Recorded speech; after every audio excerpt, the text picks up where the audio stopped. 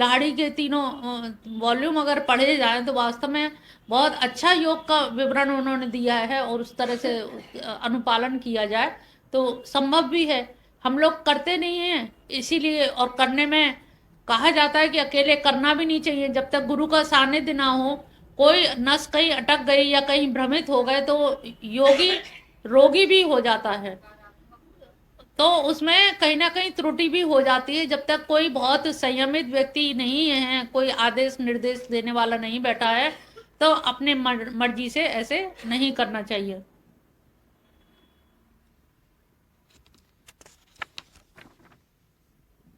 चौदहवां श्लोक है, अनन्य चेता सततम यो माम स्मरति नित्यशः तस्याहं सुलभ पार्थ नित्य युक्तस्य योगिन। अब सबसे आनंद वाला श्लोक आ गया।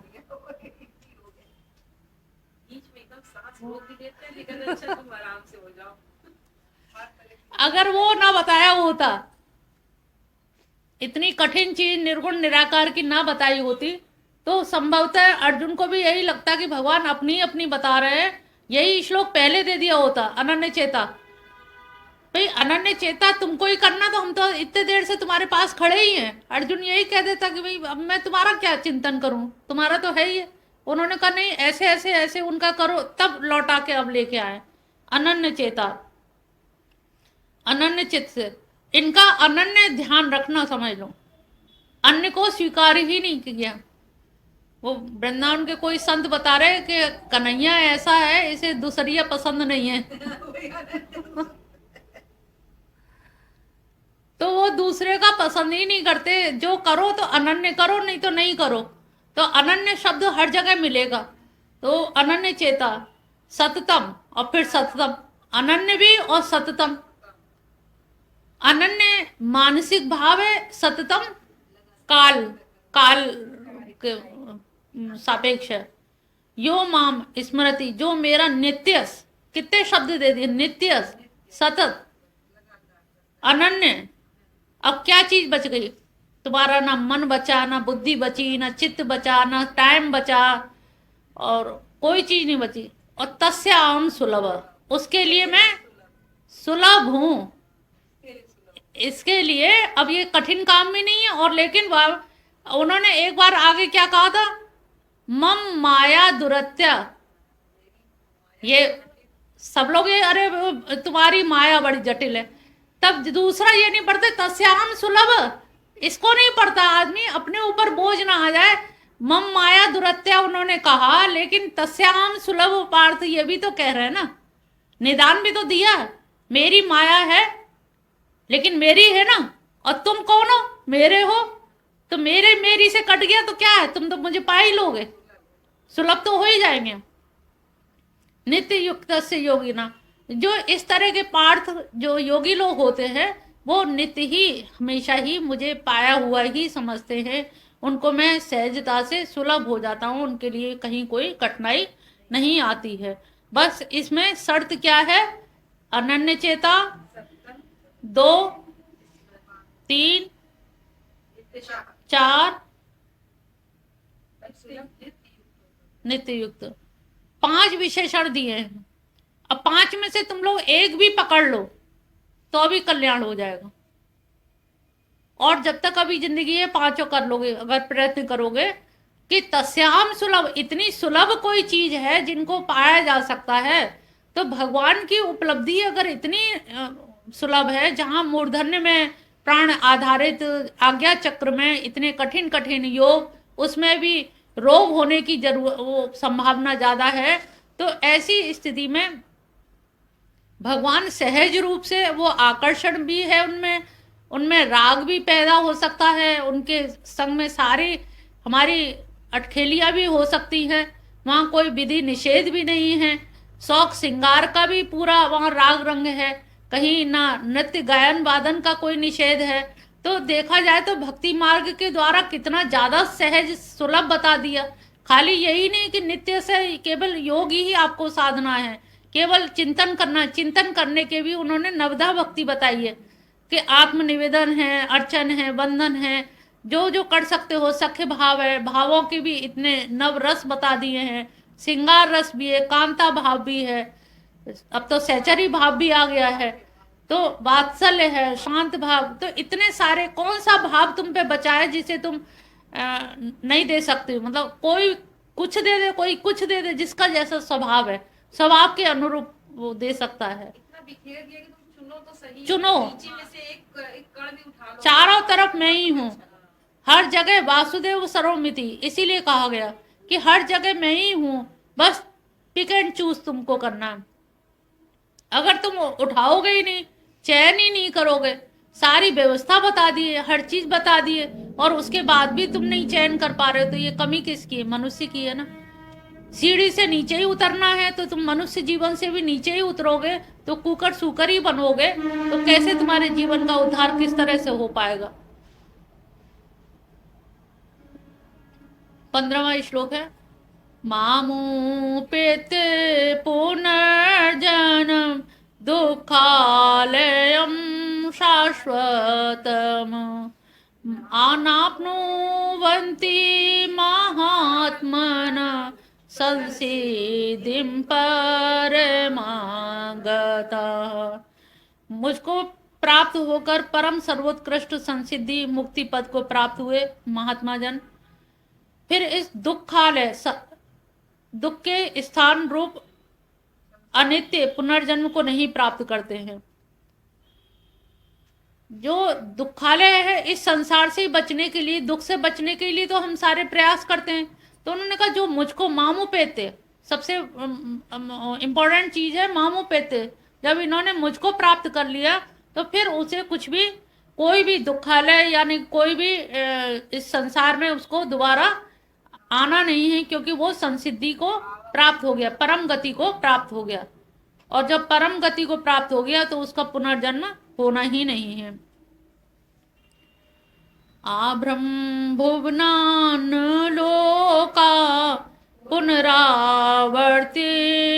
अर्जुन मामुपेते तु कौन्तेय पुनर्जन्म न विद्यते।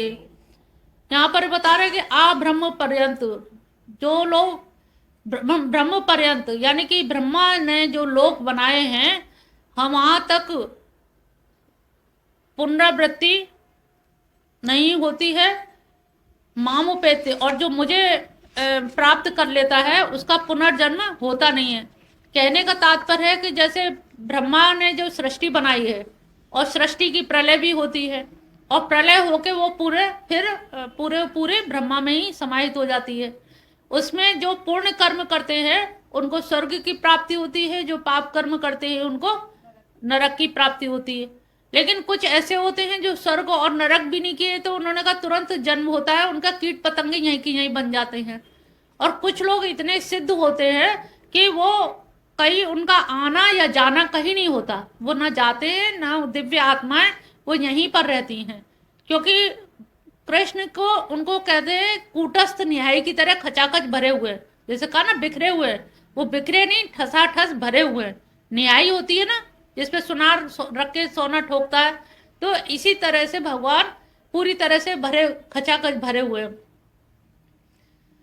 जब न्याय की तरह से वो है, कहीं जाया नहीं जा सकता, तो जो संत जन हैं, जो महायोगी जन हैं, वो यहीं इसी धरातल पर रहते हैं। और जो जाते भी हैं, जिन्होंने कुछ तपस्या की है, तो वो वहाँ ऊपर तक जाते, महलोक है, सत्यलोक है, तो इन सारे लोकों में जा करके वो पुनः फिर वहां से लौटना पड़ जाता है। एक केवल कृष्ण का दरबार ऐसा है जहां जाकर के पुनर्जन्म न विद्यते, फिर पुनर्जन्म होता ही नहीं है। जाना आना तो दूर रहा, उसमें क्या है कि तुमने वो सत्यलोक में गए, ऊपर ब्रह्मलोक में गए, शिवलोक में गए, साकेत लोक में, सब वहां जाके फिर पुनः तुम्हें जब जितने जितने पूर्ण है उतने उतने होकर के भगवान कृष्ण या तो स्वीकार नहीं करते, और स्वीकार करते हैं तो फिर उसको भेजते नहीं है। तो यहाँ पर महलोक है, सत्यलोक है, जनलोक है, तो इन सारे लोकों में हो के लौट आते हैं, वापस आ जाते हैं, जन्म लेना पड़ता है, लेकिन उच्च कुल में जन्म लेना पड़ता है। पूर्ण क्षीण तो श्रीमृताम ग्रहे, तो फिर हमें श्रीमृताम यानी अच्छे कुल में, अच्छी जगह पे, वो हमारी योग साधना फिर वहीं से शुरू हो जाएगी, अच्छे जगह पे हमें जन्म मिलेगा, अच्छे माँ बाप मिलेंगे, भक्त माँ बाप मिलेंगे, तो वहां से हमारी भक्ति का प्रादुर्भाव, जहां से छोड़ा था वहीं की वहीं। ये तो भक्त भ्रष्ट जिनकी भक्ति रह गई है, लेकिन ये जो महापुरुष जो है, जो योगी जन है, जिनको महलोक सत्यलोक भी मिल गए, लेकिन उसका भी वो अनुभव करने के बाद में फिर उनको आना पड़ता है। तो इस तरह से उन्होंने अपनी ही उपलब्धि को मेन मुख्य वो बताया है। 17वां है, सहस्त्र युग पर्यंत में दो यद ब्रह्मणो विदु रात्रि युग सहस्त्रांताम ते अहोरात्रो विदो जन। सृष्टि प्रलय करने में है, उन्होंने एक डिपार्टमेंट ब्रह्मा को सौंप दिया है कि तुम इसे संभालो, वो इन सब से अलग है। और एक एक ब्रह्मा के साथ साथ हिरण्यगर्भ के और आता है वर्णन कि कई कई ब्रह्मांड हैं, अनेकानेक ब्रह्मांड हैं, और उन ब्रह्मांडों के वो अलग अलग ब्रह्मा विष्णु महेश है। तो ऐसे इतना बृहद, जब देखो सृष्टि के बारे में सोचो तो बहुत बृहद रूप दिखाई देता है। 19वां, भूत ग्राम स एवायं भूत्वा भूत्वा प्रलीयते रात्र्यागमे अवशः पार्थं प्रवत्यागमे। हे पार्थ, प्रजापति की रात्रि आने पर ये वही भूत समुदाय अविद्या, वही हुआ ना, जैसे रात्रि आएगी तो वो सारी क्या है, अपनी जीव अविद्या वासना, जो जो चीज लेके मरे थे वो सब चीज लेकर के वो पैदा होते हैं, और पुनः बार बार भूतवा भूतवा ऐसे लगातार होता रहता है।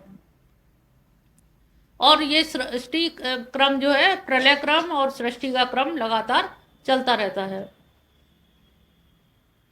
20वां, पर तस्मातु भावन्यो अव्यक्त अव्यक्तात्मा सनातन यस सर्वेषु भूतेषु नश्यत्सु न विनश्यति।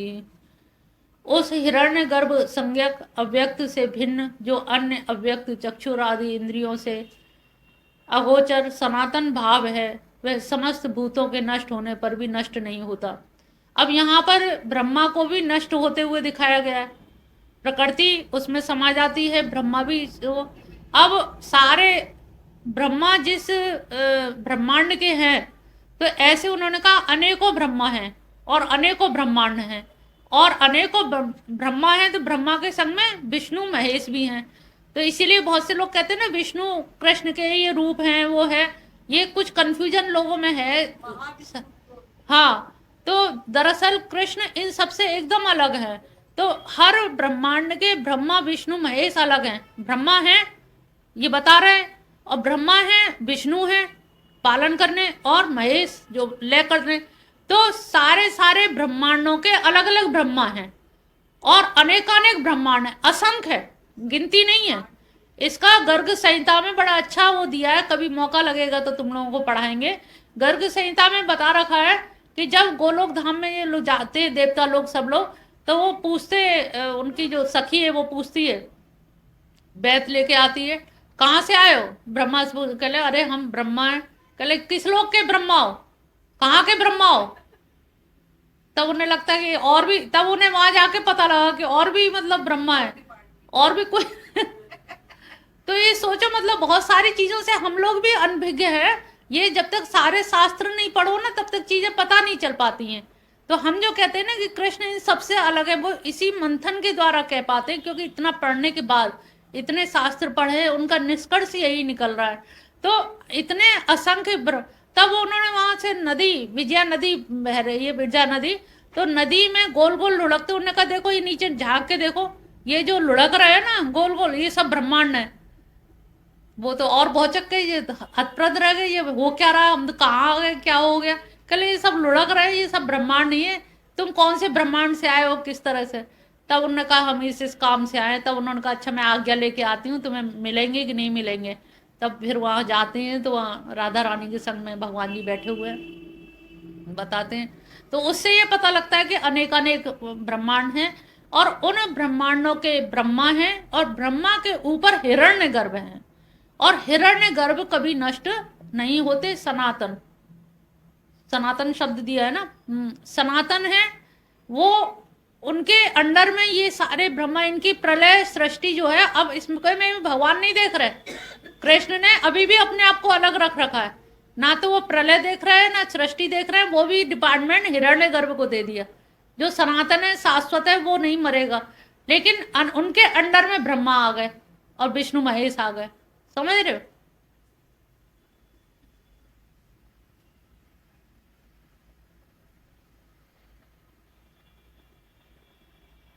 21वां है, अव्यक्तो अक्षर इत्मः तमाहु परमाम गतिम यम प्राप्य न निवर्तन्ते तद्धाम परमं मम।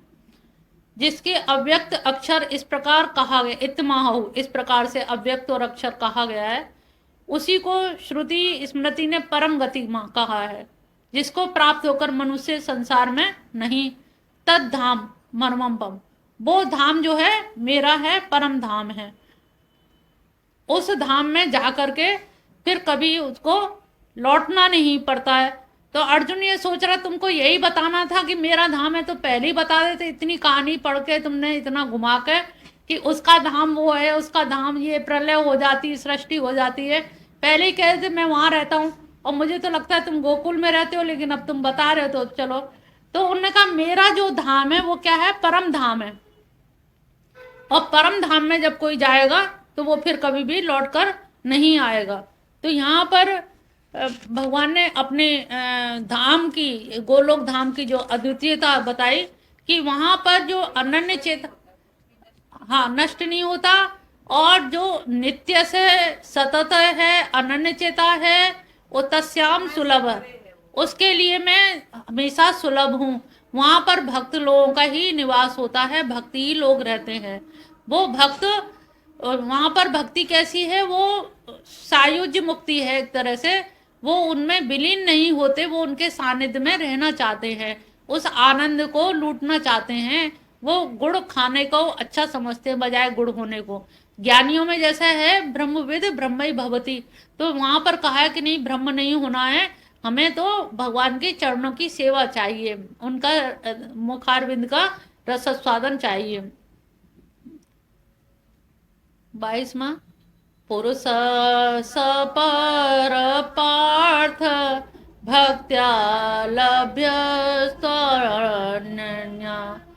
यस्यांत स्थानी भूतानि येन सर्वमेदं तत्। हे पार्थ, ये पुरुष अनन्य भक्ति से प्राप्त करने योग्य है। जिस पुरुष की, जिसकी बात कर रहे हैं, वो अनन्य भक्ति से प्राप्त कर रहे हैं, जिसके भीतर समस्त भूत विद्यमान हैं, जिससे ये संपूर्ण प्रपंच व्याप्त है। ये अपनी ही परिभाषा बता रहे हैं कि वो जो पुरुष है, जिसका वो धाम है, तो वो पुरुष के भीतर सारे भूत विद्यमान हैं, पूरा पूरा जगत उनमें समाहित है, पूरा प्रपंच जगत उनमें है, और उनकी जो उपासना करता है वो उस धाम को प्राप्त करता है। यत्र काले त्वनावृत्तिम आवृत्ति चैव योगेन प्रयाता यान्तिमतम कालम बक्ष्यामि भरत ऋषभ।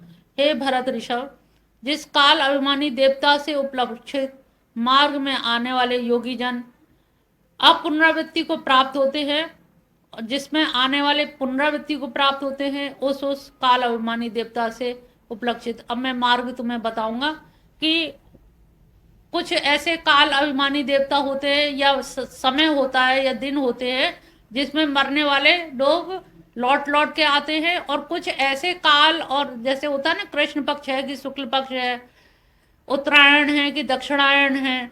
हाँ, उत्तरायण को और शुक्ल पक्ष को शुभ माना जाता है। टाइम को भी होता है, जो रात्रि में मरते हैं तो उनको बहुत कुछ मतलब इंतजार करना पड़ता है।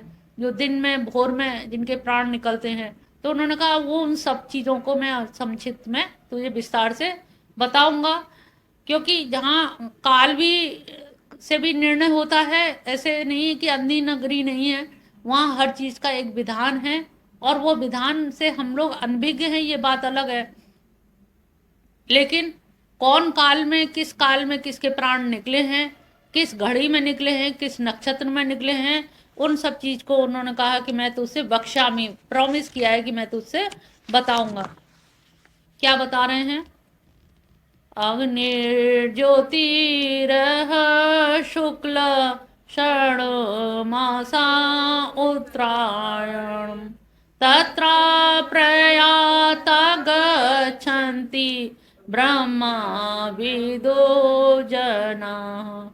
सगुण ब्रह्म की उपासना करने वाले पुरुष उस देवयान मार्ग से जाते हुए क्रमशः अर्ची अभिमानी देवता, दिन के अभिमानी देवता, शुक्ल पक्ष के अभिमानी देवता, उत्तरायण के 6 महीनों के अभिमानी देवता के लोकों में जाकर ब्रह्मलोक में जाते हैं।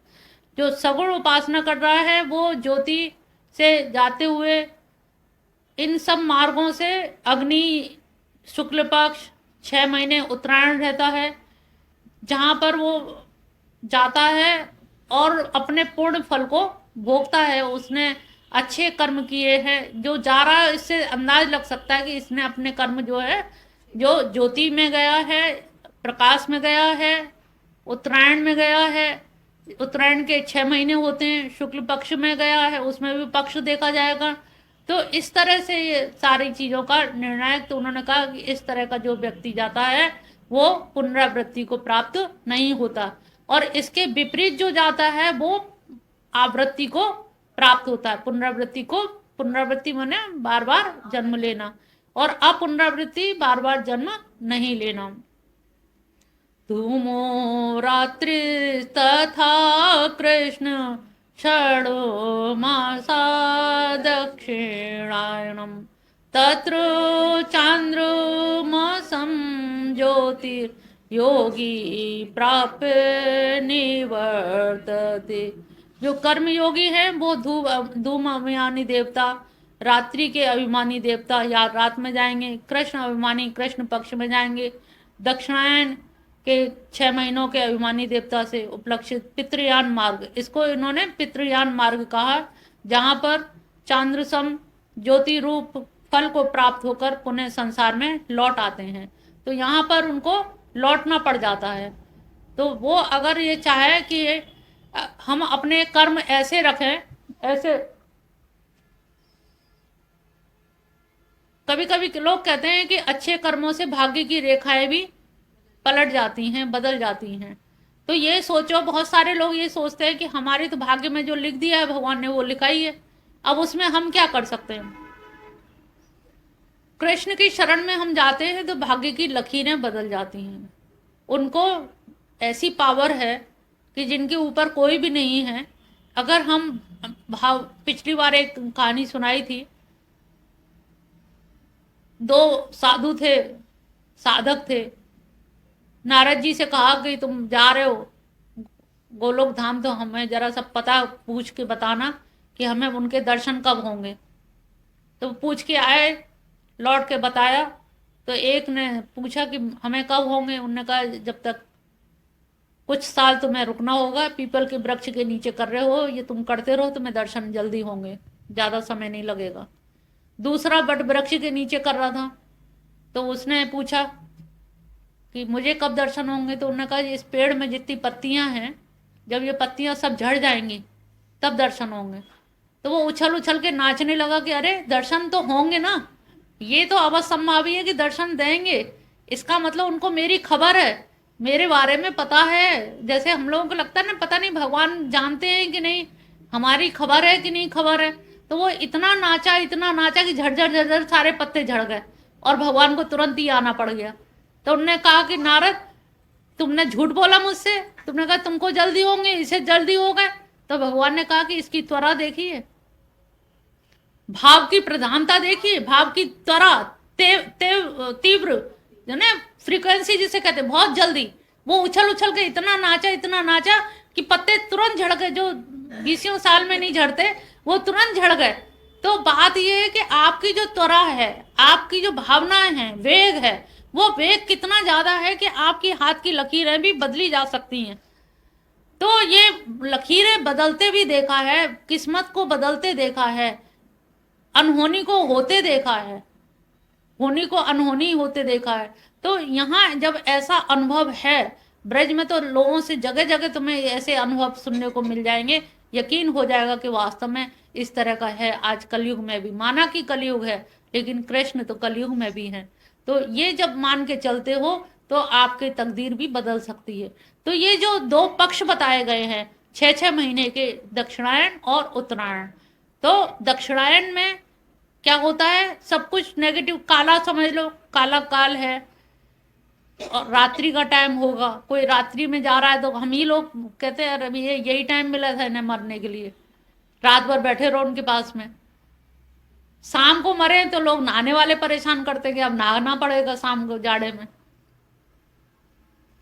तो मरने से भी पता लग जाता है कि इनकी कौन सी, ये पितृयान योनि होती है, पितृयान, और वो सूर्यान उसमें चंद्रयान में जाते हैं। तो ये पितृयान में क्या होता है कि आना जाना, आपके जो पुण्य है उनका फल मिलेगा, और फल भोगने के बाद फिर आपको जन्म लेना होगा।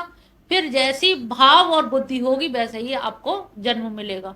वो जन्म कहीं भी मिल सकता है, जो भाव आप कर रहा होगा जीवन भर, जो आपकी अभिलाषा वासना। जब ये आया था कि हिरण्यगर्भ भी जब सृष्टि होते तो उसमें जीवों की वासना संग आती है, यानी कि कारण शरीर संग आता है।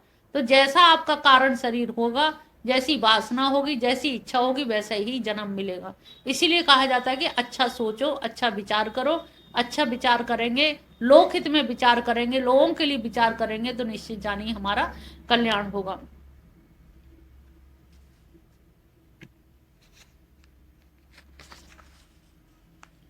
26वां श्लोक है,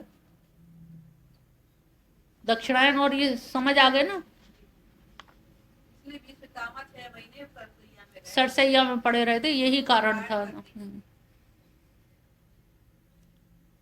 शुक्ल कृष्ण गति हेते जग शाश्वते माते, एक यात यनाव्रतिम अन्य यावत ते पुनः।